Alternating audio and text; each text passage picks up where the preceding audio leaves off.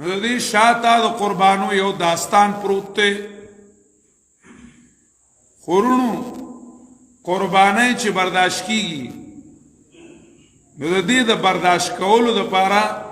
د زړه چې کمدنو قوت پکار دی چې کله قوت وي نو قربانۍ سړی برداشت کی او چې کله قربانۍ نه وي نو چې کله قوت او طاقت نه وي نو بیا د قربانو د وجې نه سړی په رستو کیږي تکالیفو د وجې سړی رستو کیږي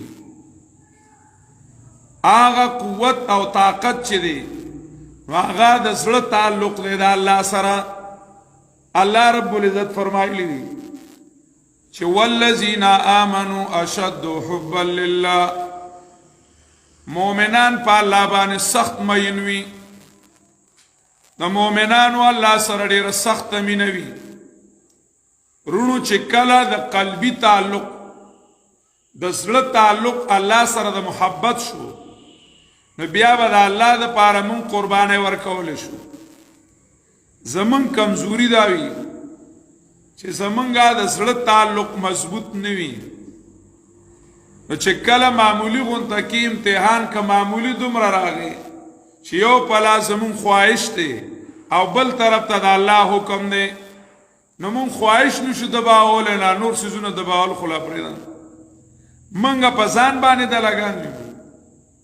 لا په بل باندې خو پرېږده یو طرف ته خواهش وي د فلم چې هره فلم وګوره ډرامه وګوره او بل طرف ته د الله حکم دی چې مې ګوره اوس که زمونږ الله سره تعلق د زړه مضبوط وي نو په ځان له کمره کې بیا مونږ فلم نه ګورو او چې الله سره تعلق کمزور وي نو بیا به مونږ فلم ګورو ډرامه به ګورو غانې به اورو قلبي تعلق د الله تعالی سره چا کله راشي نو بیا ټول کارونه آسان شي او خوندور شي سخت نه سخت عبادت کول د سخت نه سخت امتحان برداشت کول بالکل آسان شي بالکل آسان شي د ګران نه ګران ګناه پرېښودل بالکل آسان شي او د ګران نه ګران عبادت کول بالکل آسان شي سنما راهی قلندری بما بنمائی وی دا اللہ دا محبت لار راتو خیا کہ دور دراز دیدم رسم و راہ پارسائی وی چه وچه دا عمل لاروینو دیر سڑے ستڑے کئی سڑے بے محبت سلور رکات منستودریگی نو دا پی سمو گد شی وی خدای دا بسٹیم پلاسی او چې کله محبتي نو سلام ګرځول وته هم ګراني چې خدای دا به څنګه سلام جار واسه شیخ سعدی ذکر کوي چې او نوکرو مالک نه اجازت واغست چې زه مونږ کوم ناغه ورته سید زه تبار ولاړ جمعه تلار نو سید سات لګ ډیر نا مالک ول आवाज ورکو د بهر نه ویلا سوکت چې د دنه داسې تړلې راوځته نه دا سوکت چې داسې دنه تړلې او راوځي نه هغه ورته چې کم ذات ته بهر تړلې هغه ز دنه تړلې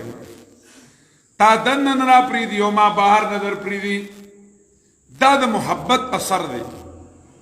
چې بیا سړی له عبادت تلاوت خوان ورکي عبادت تلاوت خوان ورکی د ګناهونو نه سړی بیا ځان په اسانه بچ کولی شي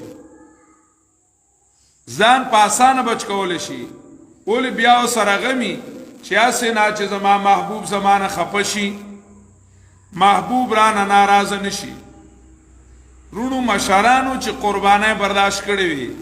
دا غي روحاني طاقت انتهایی مضبوطو روحاني طاقت انتهایی مضبوطو اغه ته الله د ټولي دنیا نه خوګو